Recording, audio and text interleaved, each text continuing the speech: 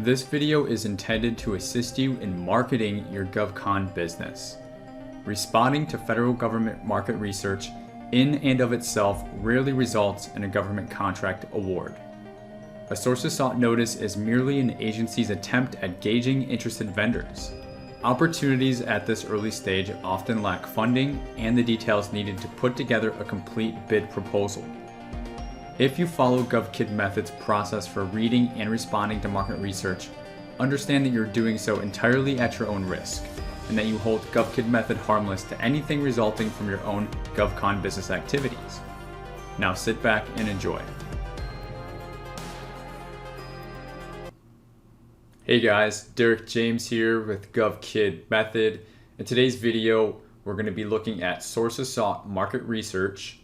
And in this video, we're going to be focusing on how to find that opportunity. We're going to be looking at how to read and review it. And then lastly, we're going to be taking a look at what you need to put together for a sources sought notice market research response. As you can see here, I actually have a sample sources sought response created, and this is a response that I will be using to show you as an example. And all the information is already pre-filled, so we just have to go in and change some of that, and then also customize this response to match whatever market research it is that we end up looking at. This is a template that I actually do have up live now for purchase. Just check the link in the description of this video if you would like to use this template to start responding to your own market research. I created this to assist you in putting together those responses instead of starting from scratch, and you'll see as we walk through and I show you how to use this, how this can be beneficial to you. So we're going to head over to Beta.Sam.gov, and today we're going to look at professional services type staffing. That's what I have in mind for today's video. And we're again looking for that sources sought market research. And in addition to using Beta.Sam.gov and the sources sought template, I'm going to go ahead and pull up a list of NAICS codes just for any of you who are not familiar with how to find those. You can just go through this process that I'm going through right now. And we can use NAICS codes to search for those type of sources sought that we will be looking at today. And if you don't know what a sources sought is, a sources sought is a government's form of market research, basically saying, hey, we have an opportunity for bid in the future. It may not be funded yet. It's definitely not ready for a proposal response yet. We want to gauge the interested vendors. We want to engage with industry and see who would be interested in responding to this opportunity again in the future. And typically a response consists of a short white paper, which could be the template that I just showed you, as well as a capability statement. But the thing is really that every sources sought market research response is different. And so it's so crucial to read and really understand what's being asked before you put together a response, which is why we're going through the process of finding, then reading and reviewing, and then lastly, responding. So you can see we arrived here at this administrative support types of NAICS codes, and this gives us, I'll go ahead and zoom in for you, some NAICS codes that I know are good, and 561110 is one that I've had a lot of success with in the past. And just for the sake of taking it easy today, we can go ahead and try to use this 561110 NAICS code. So now that we have that, because again, this is for those professional and staffing type requirements that we're looking for today, we're going to head over to Beta.Sam.gov and we're going to begin our search. Now, I considered skipping all this and just taking you straight to the opportunity and showing you how to read and respond to it. But I know there's a lot of you that are still struggling on how to use Beta.Sam.gov to even find opportunities. So I'm including this as a step. If you already know how to use it, go ahead and fast forward a little bit through the video till we actually get to the point of looking at that opportunity. But let's go ahead now and scroll down. And this is where you'll punch in your NAICS code. So for today, we're using this 56110, and yes, it's these admin services. And then we're also going to use this type of notice. Since we're looking at sources sought, that is what we're going to select. It's really that easy, folks. And I highly recommend, if you're looking for something that you're going to actually plan to respond to over the next month, to use this as well. This is a response date offers due. So a sources sought and a full-blown RFP, they're the same in only in the aspect of that they both have, response due dates. So that's why they allow this here. So if you're looking at actual bids, or if you're just looking at market research, this requirement can stay the same. So this is actually May 9th that I'm recording this. So I want the response date to be from May 10th, 2020. And we'll extend that out to June 10th, 2020. And then you have to click this filter button right here. So right now we have 21 results, which honestly is not a lot. And after we filter it, it's going to be basically none. So this gives you feedback on your NAICS code, and it also gives you feedback on how busy things are for this particular NAICS code. Right now there's only one sources sought due, 4561110, over the next 30 days. And if we go ahead and look at the response date right here, it shows us that the true response date is May 20th. So if this was something that you were interested in, you could, you would have adequate time to put together a response, because this isn't due for, another 10 or 11 days. Since this is the only one, I want to go ahead and open this, but just know that there are a number of other filters like set-asides, and especially your federal organizations, your agency targets. This is something that you're really going to want to pay attention to. We can see right here that this is pulling up for the Department of Energy. And right now on this first video for the sources sought market research, we're just going to focus on, reading and responding to it. Maybe in some more of the advanced future videos, we can include, searching by your target agency, and then we can take that path forward. But let's just go ahead and click on this one and see what it has for us. It may not even be a good one. It may not even be something we're interested in. Right off the bat, I see that this is an 8A set aside. So if I was not an 8A company, it's already set aside for 8A in this early requirement stage, and sometimes they do that. So if you're not an 8A, you can't respond to it. They're not interested in your market research at this time. That's what they're telling you. We're seeing our 561110 NAICS code, and they're telling us that this is for the place of performance in Los Alamos. Now I kind of scroll over the title quickly. Let's return to it. It's letting us know that there is administrative records management and mailroom support services at the Los Alamos field office for the Department of Energy. In a nutshell, that's what the title is, essentially telling us. We don't know exactly what that means. To me, I'm reading this as it's going to be a multiple candidate placement. There's probably going to be more than one person working on this contract, but let's see what else we can gauge. So this is the PWS, the Performance of Work Statement. You'll find this with any requirement. They don't always include it in a sources sought, but it is always included in a full-blown bid. And this is just telling you really the meat and potatoes of the work that's to be done.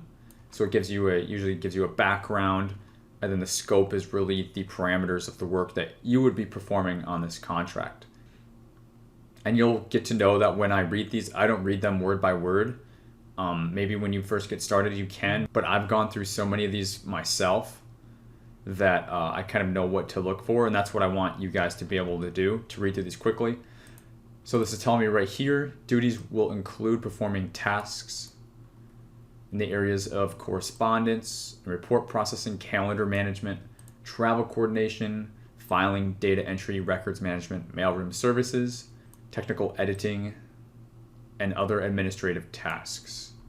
And it says that the field office has determined the use of admin assistants and general mailroom clerks and or record management professionals would satisfy contract requirements. So those are actually labor category titles, which could be important down the road when an actual RFQ is released, because you may be using a SCA wage determination, and more than likely they are. And that basically gives you a list of pricing that you're going to have to abide by, and it's going to have to be aligned with these job titles, because that's what they're calling it. Anyways, let's just keep on scrolling. Technical requirements, task manager, supervisor. So the contractor shall provide a L cleared on-site task manager who has management skills and resources required to plan, organize, direct. So this is kind of telling me that there's going to be a number of people on this contract, and then they want to have a on-site manager, which is a whole nother body that's probably going to be full-time. So this may be a not bigger contract, but it's certainly not a tiny contract. They're telling us, I'm going to go ahead and zoom out a little bit, some more details about the administrative services.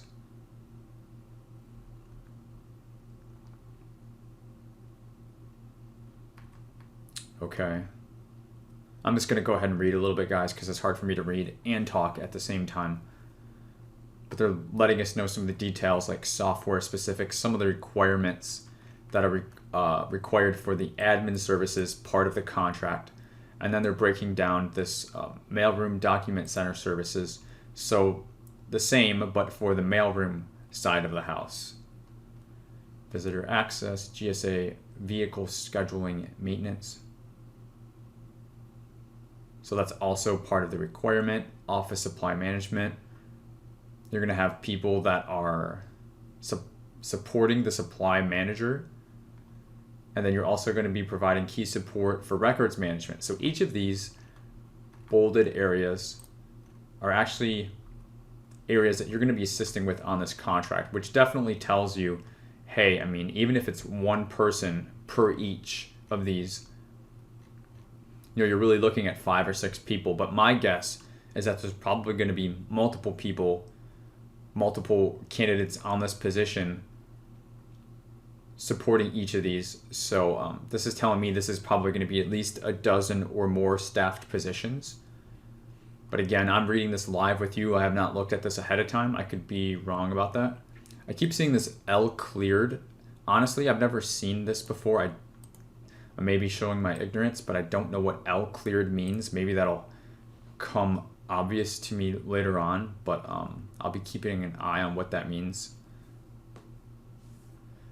And it looks like they're further breaking down what records management here. Now they're giving us subtitles. So they have Central Records Library with all these bullet points.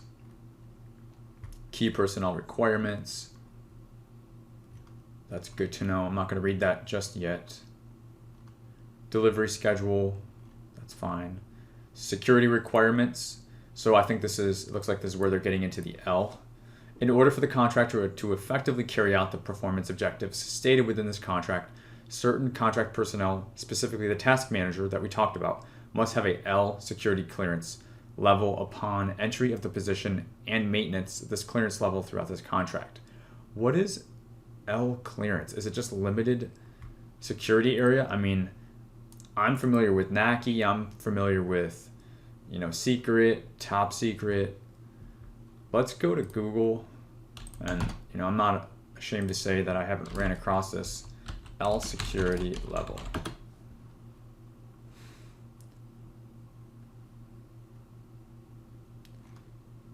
Let's make this capital L. L clearance. An L clearance is a security clearance by the okay, so this is a Department of Energy specific clearance, which is why I'm not familiar with it. For civilians accessing relating to nuclear materials, they're saying it is equivalent to having a secret clearance. Okay, that is the language that I'm used to speaking, guys. So apparently the DOE has their own level of clearances. I guess it makes sense because they're dealing with special requirements like the, anything nuclear related. So where did my attachment go? Okay. So we know a few things so far. This is for, probably going to be for a dozen or more people. I'm also willing to bet that this is not a new need. I'm guessing that this contract is already in place and that these employees are already staffed working for another contractor. So there's incumbent employees. We know that this is an 8A set-aside contract.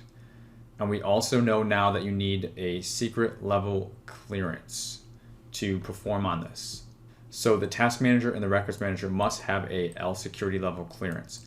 But in order for you to own somebody with a clearance, which basically means to transfer their clearance over to your company also has to have a clearance. So if your company doesn't have that secret level clearance, and that's my understanding of it and my experience with it, then you can't have these employees working for you, because over time, if they are not owned by your company, which is the contract, and you're the contractor that they're currently working for, they will eventually run out.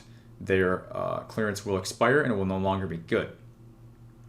So if you're going to look to get into security level or higher type contracts, you're going to need to get that facility level clearance first, and then you can bring and onboard candidates that have the same, and then you guys can match on your security level. Because think about it, if you're a secret level clearance employee, but you're working for a company that doesn't have any clearance, how does that make sense? I mean, you could be sharing information with your employer or doing something in your job, and then you're exposing that to a contractor, a company that doesn't have the access and the clearance to be able to do that. So it doesn't work.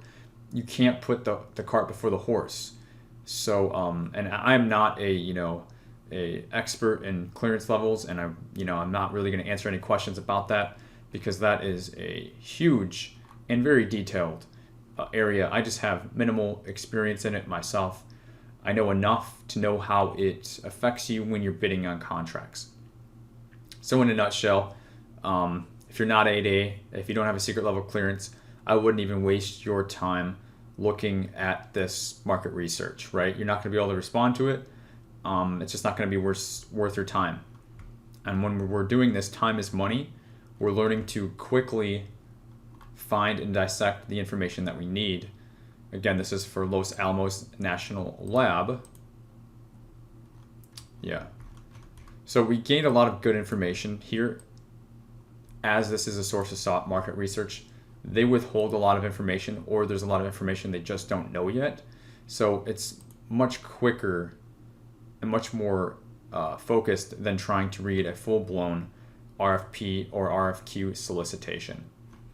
So this is going to give us hopefully some information on what they want from us to respond. So, the last thing we looked at, the PWS, was what the requirement was.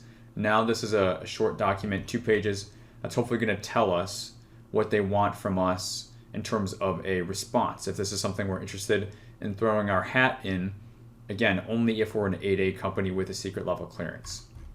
So let me go ahead and zoom in for you guys, and here's this title we're all so familiar with now, 8A DOE. Good, we're all on the same page with that. Administrative, records, mailroom, right? These are all those bolded areas that we're gonna have to support, and that's why we think this is probably gonna be more than a dozen positions. Below are the characteristics of the requirements. The NNSA, now I know I skipped over that. Let's identify the NNSA. I don't know exactly what the NNSA is. It's a sub-tier of the Department of Energy. Just out of curiosity's sake, and just showing you guys, like, whenever I read through these, I don't know everything. I don't know most things, okay? I just know some of the basic things that will get me through. You're not gonna know everything. So Google is your best friend. That's what I was taught, and that's what I'm gonna teach you. Google is your best friend.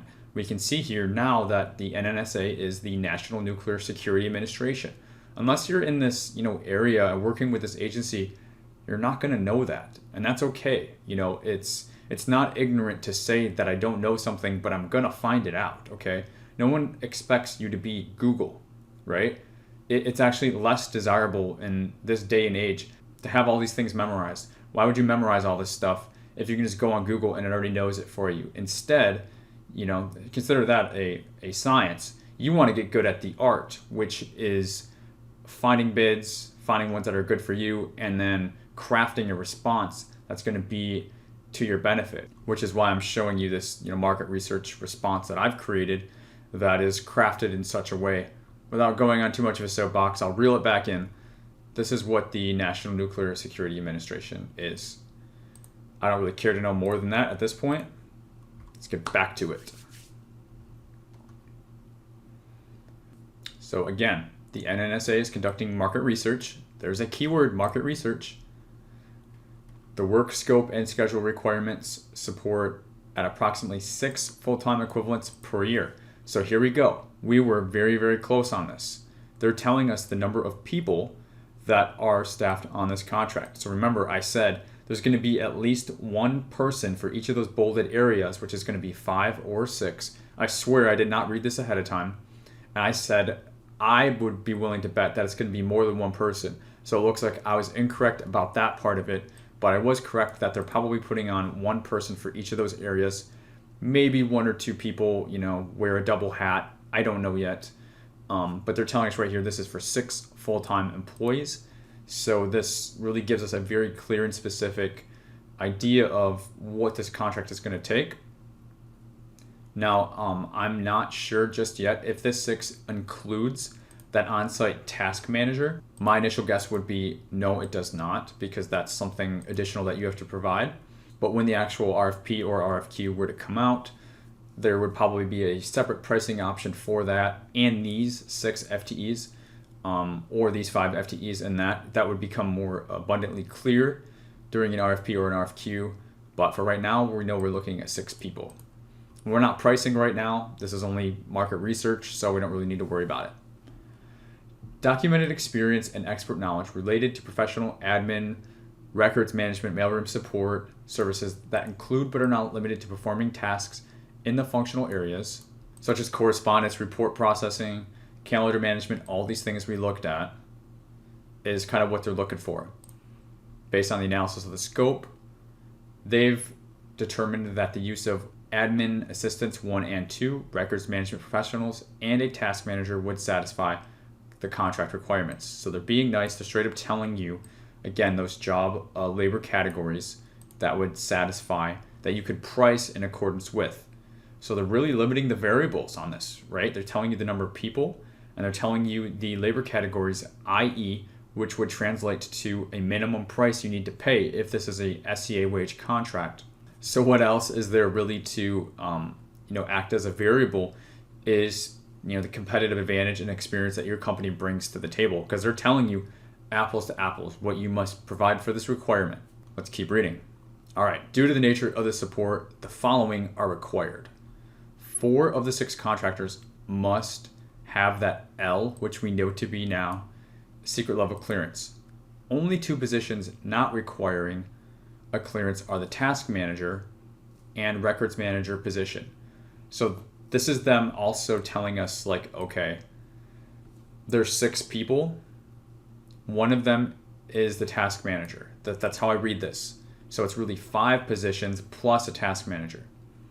And then they're also confirming that there is only one records manager, because they're saying 2 of the positions that don't require it, 2 of the 6, are these 2. So just simple math. We have 1 task manager, 1 records manager, and then 4 other people who must have clearance, which are going to be doing more of the work that is more highly, involved in nuclear. They just have more access usually. Clearance is usually all about access. So they're a bit more risky, so they need to have that security requirement. So let's keep on reading. Yeah, so they're saying reference Department of Energy, facility clearance, and I'm guessing that would talk about you having to have your own facility clearance before having a L level cleared employee.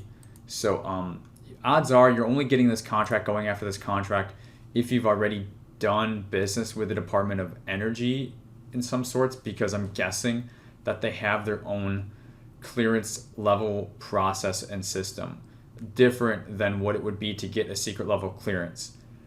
I don't know if a secret level clearance would satisfy their L requirement. They're just saying it's equivalent to that same level, but it could definitely be a whole different process that you have to get through going through the DOE's security process requirements. I'm not sure. So again, this is just another weeding down of possibility of wanting to respond to or being able to respond to this source assault. It's getting to be pretty specific, guys.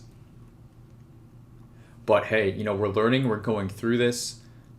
And if you weren't one of those, 8A secret level clearance or some of the other things we talked about, you would have stopped reading this, 15, 20 minutes ago.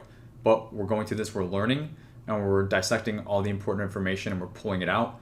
This is the reading and review part. And hopefully now we're going to get into what they want from us to actually respond to this market research source of thought if this is something that we are eligible and interested in. So let's go to the next page. This ongoing requirement is also described in further detail in the PWS. Yes, I know we already read this. And they're saying approximately 6 FTEs. Whenever they say approximately, it means that that's probably what they're using right now. But if you're able to do it with less, they may be open to that, but they don't really know how you're going to do that. So if you're going to get creative or you know something that they don't, that's where that approximately gray area falls into. I wouldn't really put a whole lot of emphasis on that right now, especially. But just know that when you go to pricing, approximately does open it up, but you have to have good reason as to why you would propose a different number. And you have to back it up and justify it. So please submit. This is what we've been waiting for, right? The name and address of the company. That's easy. Duns and Cage code. That's easy. Capability statement with technical expertise, relevance to the requirement within the past 5 years. And they want to see that it's similar in scope, complexity, and difficulty as it relates to the scope of work. How difficult was the work in nature?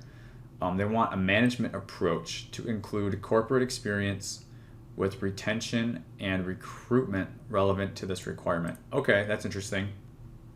And then a facility clearance and access to authorized information. The vendor shall state whether or not it has a facility clearance and the number of personnel with the current DOE access per paragraph 5. So that's a little bit tougher because why do you already need to have the people ahead of time? Again, like I said, you're probably only going after this if you're already doing business with the Department of Energy. And if so, you may already have people. You may already have your facility clearance. And that would allow you to satisfy this number 5.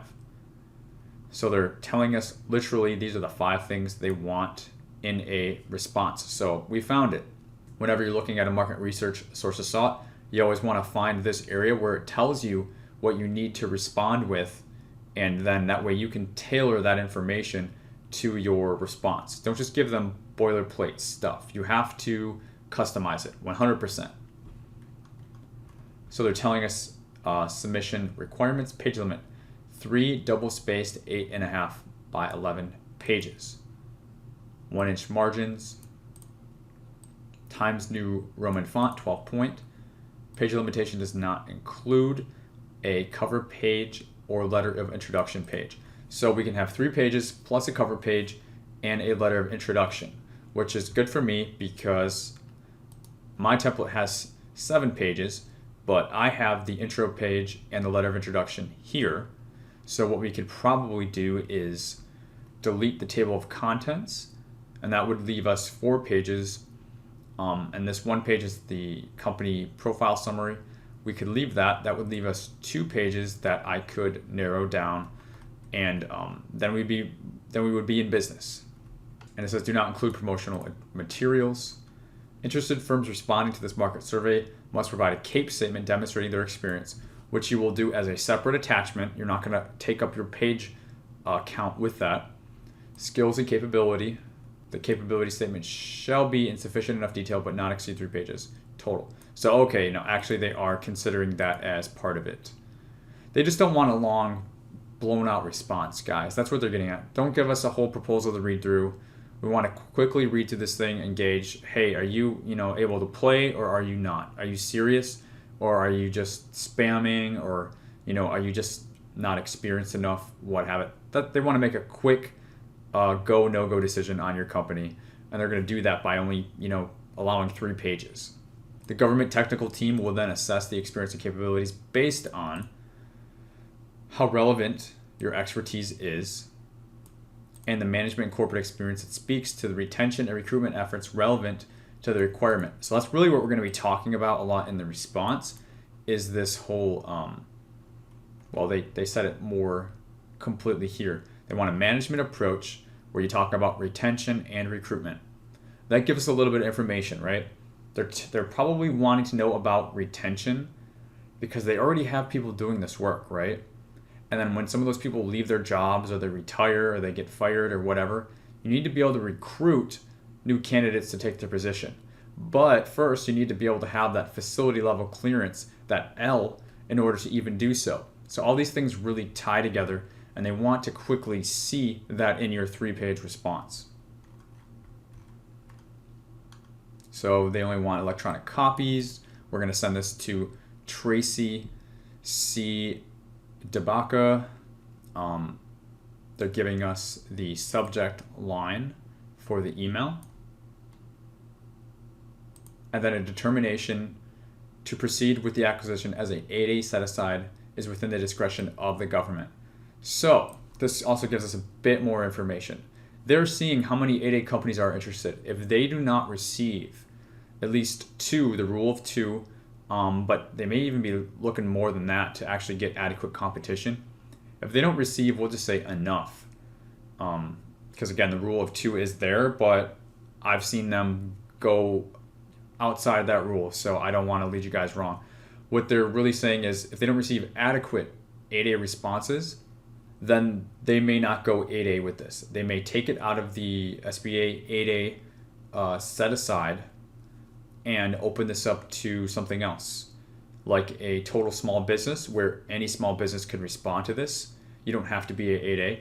Or they may change the set aside requirement to something like a woman-owned or a hub zone, service-disabled, veteran-owned small business. Any other set aside, they could do that as well. But my guess is if they didn't receive adequate response, they would open this up for total small business because they don't want to be overly restrictive. Again, competition is in their best interest. It's going to get them the best value and the best price, or at least that's what their hope is. So there's currently an 8A company already performing this. This is another thing that lets us know this contract is already in place. And it can be difficult for them to try and take it out of the 8A program. But if they have the justification showing, hey, we did market research and we did not receive adequate responses from 8A companies, our requirement cannot suffer because, we're stuck to this 8A set aside. We're going to change the set aside and we're going to open it up to be less restrictive, probably to just do a total small business set aside. And then our requirement is going to thrive because we're going to find a really good vendor. So I'm saying this to tell you, this isn't all an art, guys. It's how you want to play it. If you want to, if you really want this, right? Say you've already done work with the DOE and you've got that on your side and you've already got that L clearance, you could submit a compelling response and kind of play on the one string that you have to play on, which is, hey, I'm not 8A, but we can do a bang up job on this. If you do not get adequate, 8A responses, we're a woman-owned small business, or we're a total small business. Consider opening this up, and we'll be happy to, bid on this when it comes out at RFP, RFQ as a response to your market research. This is what I'm telling you. I'm not 8A, but I can do this. I've got, 4 of the 6 employees already that have that L level clearance. And I have very relevant, experience that's, relevant to scope and magnitude and difficulty level as they've told us as it relates to this requirement. If you told them that, they would be like, oh my God, we want to work with this company so bad. Maybe if not for this contract, we've got something coming up in 2.5 months that these guys would be perfect for. This is the art of it. And this is the stuff that's kind of difficult for me to really get into until we really dig into a requirement, because I can't just create a YouTube video starting right there. You're not going to understand. But if you get to this part, you can see how it's an art. And as you get more experience doing this, you can learn how to play this. You can also follow up with a phone call and you can repeat that same information that I just told you. So if you're not an 8A and you are in a situation where you're getting strikes across the board on all these other areas and you wanted to play that strategy, you wanted to play that hand, you could. I'm telling you that you could do that even if you're not an 8A. But if you don't have all that other stuff and you're not 8A, they're not going to take you serious. Don't waste their time. More importantly, don't waste your own. All right. So, there's some nuggets in there for you guys. They are reiterating to us. I'm going to always reiterate to you. They can make that a harder word to say. Reiterate. This is not a request for proposals, okay? We are not bidding. We're not putting pricing together.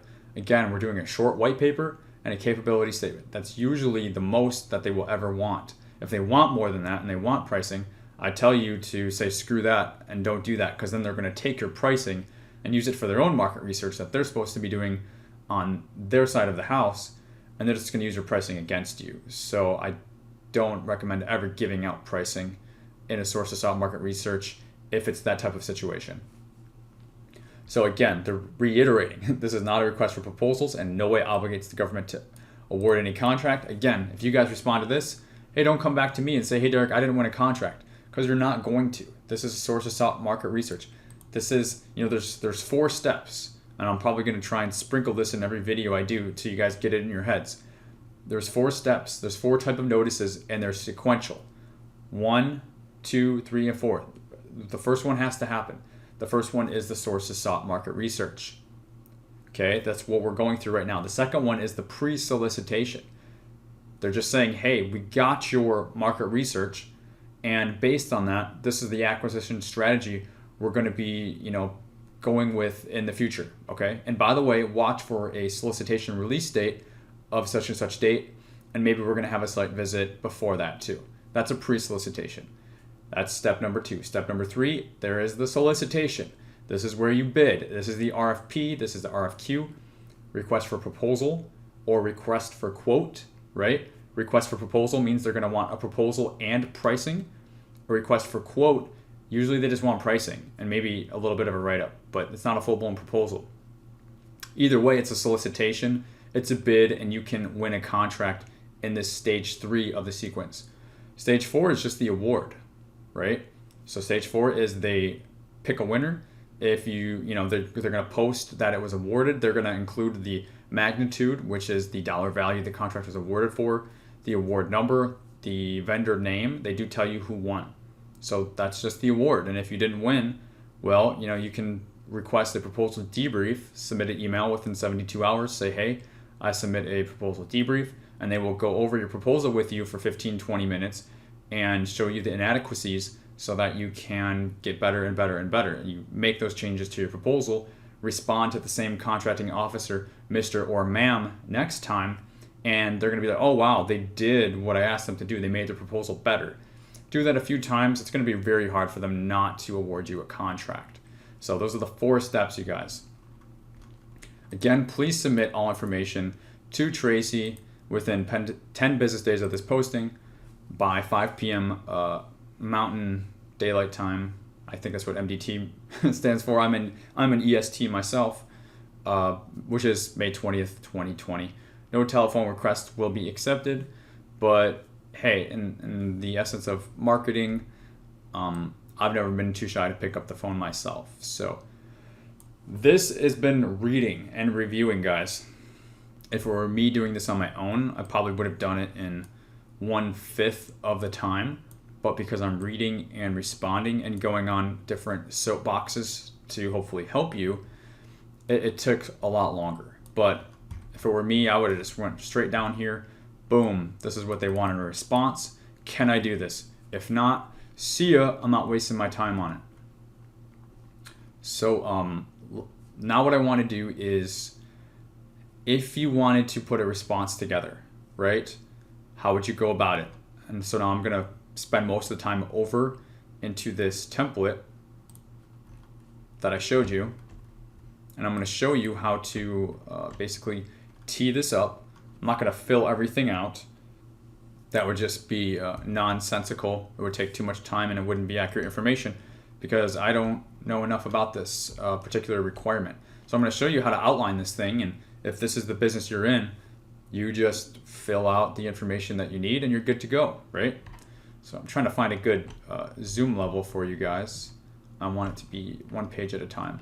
So they are telling us, let's come and focus on what they want in a response. So now we're shifting gears. We're, for the most part, done reading, unless we have to come back. We're focusing on a response. They're telling us that we can have a intro page and a opening letter, and then they don't want any more than 3 pages. So what that means is, we're probably gonna ditch this table of contents. So let's just go ahead, delete that. That clears up one whole page. Just trying to get my paging right. That's easy, that's out of the way. But let's come back to page number 1. Obviously, you're gonna put your company name, sources sought response. You're gonna put the number and what it's for and the date. So I can quit losing my stuff here. So this is the notice ID. I would just go and that's where this would go. So I can show you where that would go. And then the title is this administrative records management mailroom support services. This is what your title is going to be, okay? Go ahead and plug that in. I'm not going to be super worried about formatting just for the interest of time and trying to fly through this thing for you guys. The date, obviously, I'm not even going to mess with that right now. We'll back this up a little bit. So this is attention. This is going to be for the point of contact that they gave us. And that's Tracy C. DeBaca.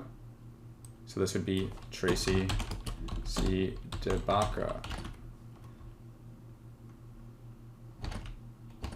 And then this is the address they're giving us. Is this P.O. Box 5400. So, I mean, you essentially get the point, right? I don't want to spend too much time on these mundane details. So this is the introduction page. You're going to see some of the more redundant information called out again. So this is your company, this is your date. We will want to update this header. So we can go ahead and change that. Perfect. And the solicitation number, we'll plug that in here as well. So you see, guys, a lot of this stuff is redundant, but it's so that it's accessible at a glance to the person who's reviewing this. This is your point of contact information, your phone, your email, all that good stuff. The NAICS code for this requirement, remember that was at 561110. So that's where you plug that in, okay? This was for professional administrative services. This address, same thing, right? This is a P.O. Box 5400.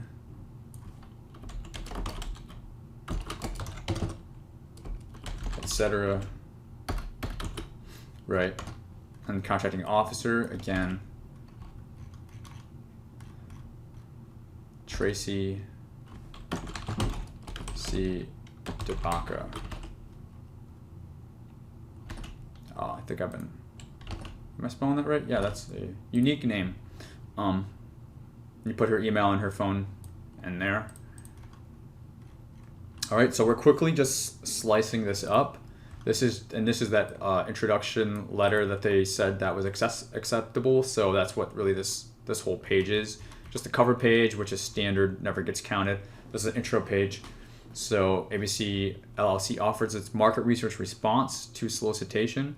Again, this is where that number would go.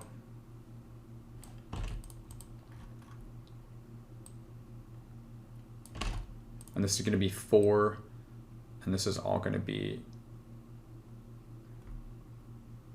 those admin services that, you know, that whole long thing that I'm not going to spell out. Administrative records management, and it's going to be 2. Instead, this is going to be, you know, the Los Alamos NNSA contracting ops division. You could do it that, or you could just say to the NNSA Los Alamos field office, which actually I would prefer personally. Los Alamos field office. ABC LLC is a woman-owned small business. We specialize in providing whatever it is you provide. Our SAM profile is current, and our completed reps inserts reflect NAICS code again. Whatever is our NAICS code, in this case it's the 561110. Please find a response below to include our company profile and information specific to the sources.notice requirement. Signed, your name. So we've blown through the first 2 pages. This should be, very straightforward stuff for you guys. And I'm just showing you what you can do with this template, right? So we can also change this Dear Peggy to Dear, I don't know why I keep forgetting her name. Dear Tracy.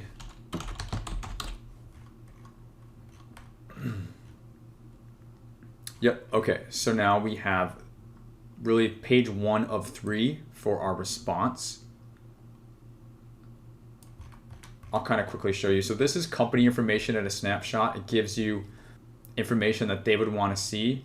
And what we can do is we can maybe change 1 or 2 of these to, so we got NAICS code 561110. That's already there, pre-populated, so we can just leave that. That's good. But they are going to want to see, maybe we just leave this as it is. And what I was going to get to, we can address in these last 2 pages. So what I have pre-populated in these 2 pages is an intent to bid statement. We have a statement of capability. We have our experience. We have our qualifications and our understanding of the requirement. And then questions that they're asking us. These are all just boilerplate, and then questions you can ask. What I want to do is delete all these questions because they're not really asking us questions, right? Let's come back to what it is specifically that they want in our response. Here we go.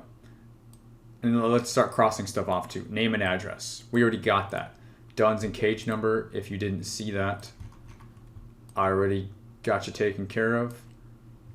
We have Duns and cage. So when you fill that out, that's already there. Cool. Capability statement with technical expertise relevant to the requirement within the past 5 years. So they're really looking for your experience, right? And then here they're looking for a management approach. And then here they're looking for you to address your facility clearance. So those are the 3 main things that are going to make up these 3 pages, if you will. Some of these smaller things we can leave in, like an intent to bid. It's always nice for them to see that you plan on bidding on the requirement in the future. I always recommend leave that in. We have this statement of capability. We may leave that in. We'll see how much space we have. Our experience, that's one of the 3 things. There's the experience. But now we need this management approach, they're calling it. And we also need this clearance response to your clearance. So what we're going to do is this qualifications. This would be a great place for you to talk about your clearance requirements and the clearance levels that you have.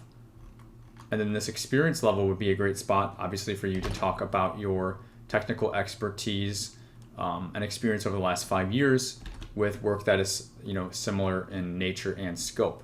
So we already have these 2. So the last one is this management approach, which we don't have a place for yet.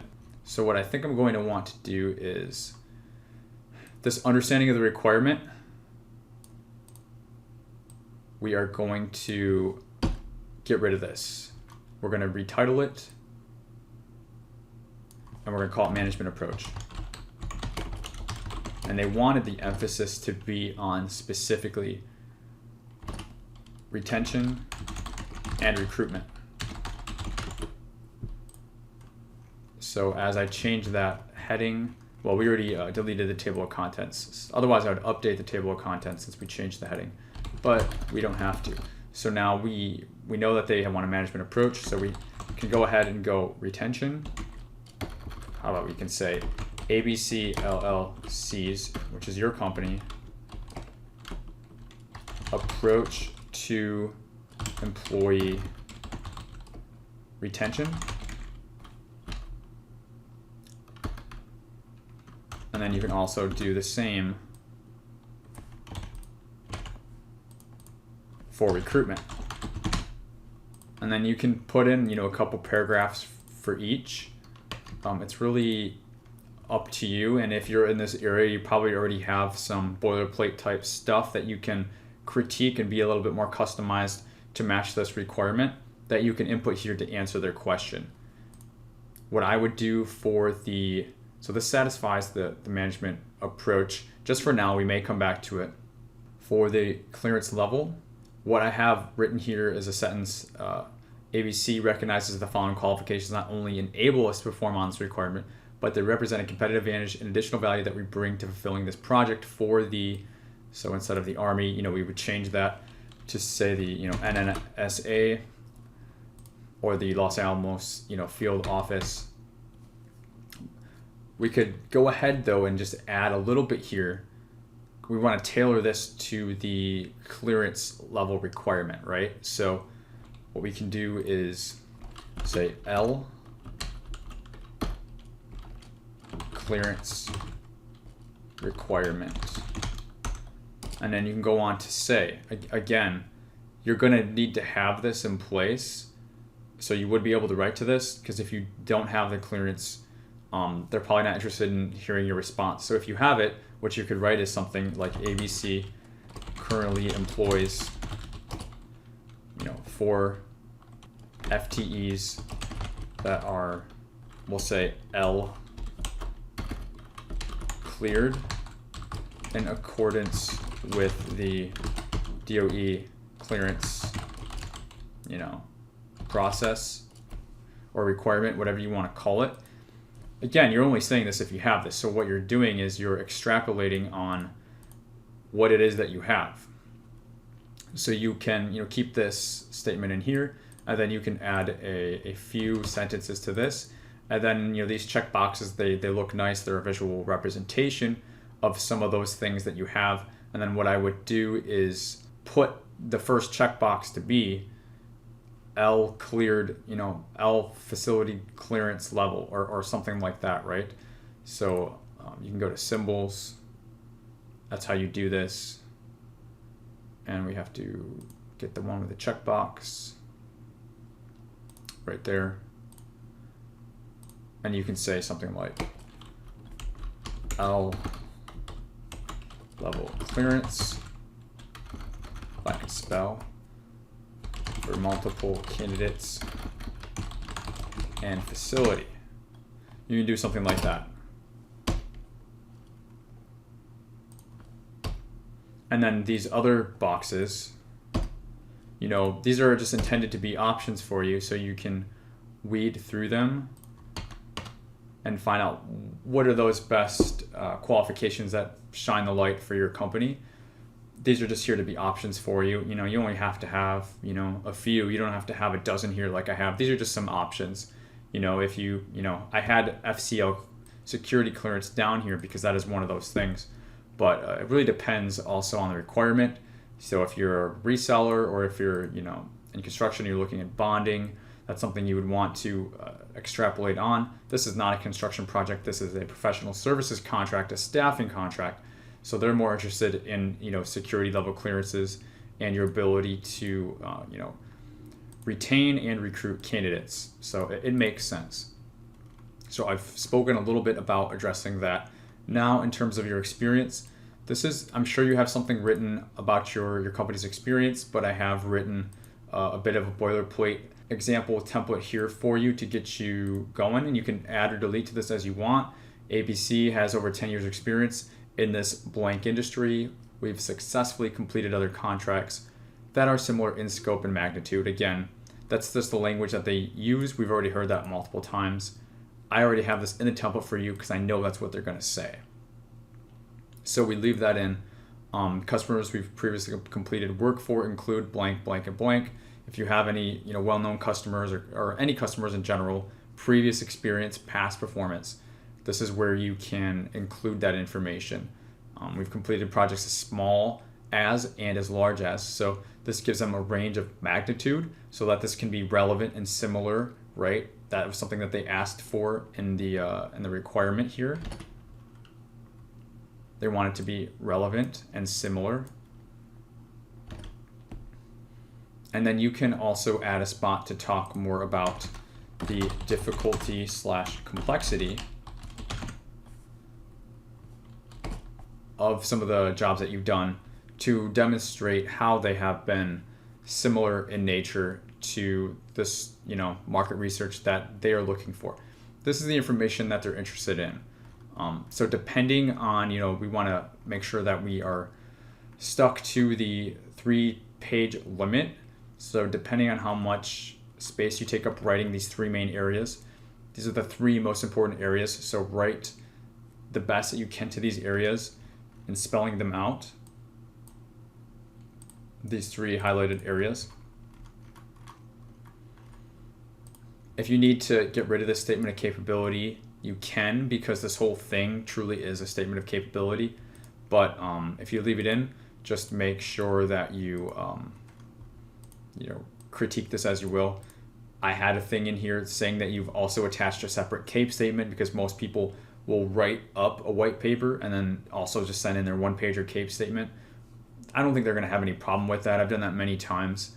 I don't think that would count against your page limit or anything like that. So it's really up to you if you want to leave that in or not. And then just make sure that you tailor any of this information. I included a spot for your set-asides to reiterate and sell yourself, as well as your primary NAICS codes. You can add here. Just make sure that the first one matches. This one already matches the 561. Actually, I got to add another 1 in there, 110. So let's see, they want 1-inch margins times New Roman font. So I don't think this is times New Roman font. So you could go ahead and change the font for this. It's Calibri. It seems, it's my preferred one, and a lot of times they don't care. But feel free to go ahead and update that to Times New Roman. It says don't include promotional materials. If you think that the CAPE statement that you have is overly spammy looking, remember I said that you could attach something. If it looks like something that would be promotional materials, that's not even customized or relevant to this requirement, they're going to look at it and be like, what the hell is this? Just don't even send it. If you're already doing business with the DOE and it's already somewhat tailored, it would be fine to send it as an attachment. So just know that they don't want any stuff that isn't very relevant. So all you would have to do is send an email to Tracy. Make sure you use this subject line, right? She wants it to be very specific. And then just write a few sentences. Say, good morning, good afternoon, Tracy, or, Miss DeBaca.